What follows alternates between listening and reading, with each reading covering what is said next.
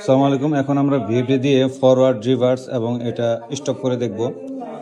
এটার ভেতরে আমাদের প্যারামিটার সেট করা আছে। এই ভিএফডিটার ভেতরে আমাদের প্যারামিটারগুলো সেট করা আছে এবং এই ভিএফডিটাকে আমরা ফরওয়ার্ড, রিভার্স ঘোরানোর জন্য দুইটা বাটন নিয়েছি।